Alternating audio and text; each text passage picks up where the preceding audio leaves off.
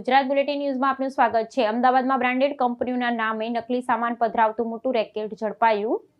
20 લાખનો મુદ્દામાલ જપ્ત કરાયો। અમદાવાદમાં જાણીતી કંપનીઓના પેકિંગ અને લોગોની આબેહૂબ નકલ કરી ગ્રાહકોને નકલી સામાન પધરાવતી આર્થિક લાભ ખાંટતી ટોળકી સક્રિય થઈ છે।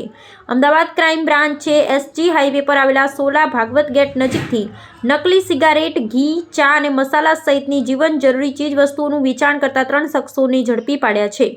બેંગ્લોર સ્થિત એક ઓથોરાઇઝ્ડ એજન્સીના અધિકારીને અમદાવાદમાં બ્રાન્ડેડ કંપનીની નકલી સિગારેટ વેચાતી હોવાની ચોક્કસ બાતમી મળી હતી, જેના આધારે એજન્સીના અધિકારીઓએ ડમી ગ્રાહક બનીને નકલી સામાન વેચતા શખ્સનો સંપર્ક કર્યો અને મોટા જથ્થામાં માલ ખરીદવાના બહાને તેને સોલા ભાગવત ગેટ પાસે બોલાવ્યો। આ દરમિયાન ક્રાઇમ બ્રાન્ચની ટીમ ઘટના સ્થળે વોચ ગોઠવી હતી।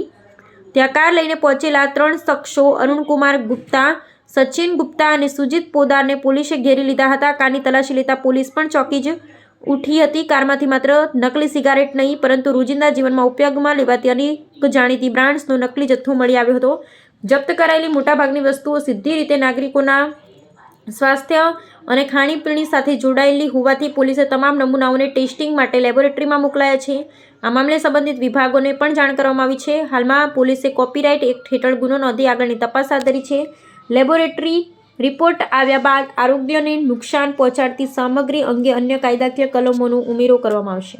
અમદાવાદ ક્રાઇમ બ્રાન્ચ અમદાવાદ શહેર ક્રાઇમ બ્રાન્ચને એક માહિતી મળી હતી કે એક લેખિત રજૂઆત પણ હતી માહિતીની સાથે સાથે, જેમાં ડુપ્લિકેટ સિગરેટ જે વેચાણ છે અને એ ડુપ્લિકેટ સિગરેટના વેચાણના પેકેટ્સ ઉપર જે નિયમ અનુસાર એક ચેતવણી લખવામાં આવે છે કે તમાકુ ખાનાર પીનારને કેન્સર થવાની શક્યતા રહેલી છે, જીવનું જોખમ છે। તો આ પ્રકારની ચેતવણી આ પ્રકારના પેકેટ્સ ઉપર નથી ને એવા પેકેટ્સ વેચાઈ રહેલા છે।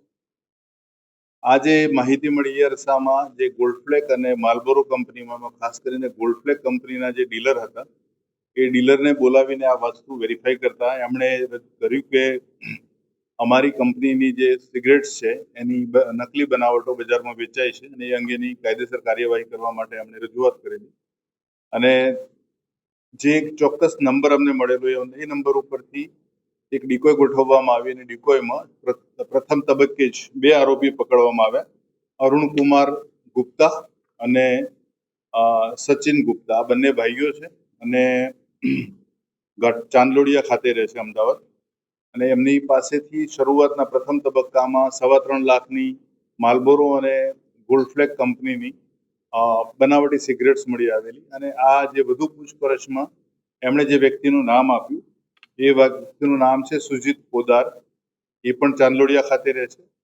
અને સુજીત પોદારની જે તપાસ કરી તો એણે જે ત્યાં ગોડાઉન રાખ્યા હતા ગોતા રેલવે ઓવરબ્રિજ જે છે, રેલવે ક્રોસિંગ ઓવરબ્રિજ, એ વિસ્તારમાં એના 2 ગોડાઉનમાં ત્યાં રેડ કરવામાં આવી અને આ જગ્યાએથી ઘણી બધી એવી જે જીવન જરૂરિયાતની રોજિંદી વપરાશની ચીજ વસ્તુઓ મળી છે। એમાં જસવંત છાપ beedi, Fevikwik, Gold Flake, Marlboro, Ariel washing powder, Tide, Surf Excel, Clinic shampoo, Wagh Bakri ચા, હાર્પિકની બોટલ્સ, એવરેસ્ટના અલગ અલગ જે વેજ નોનવેજ ફૂડ બનાવવાના મસાલા, અમૂલ ઘી અને સાગર ઘી, આવા 2 ગોડાઉન ચેક કરતા બંને ગોડાઉનમાંથી અંદાજે 12.5 લાખ જેટલો ની કિંમતનો મુદ્દામાલ, બનાવટી મુદ્દામાલ કબજે કરવામાં આવ્યો છે।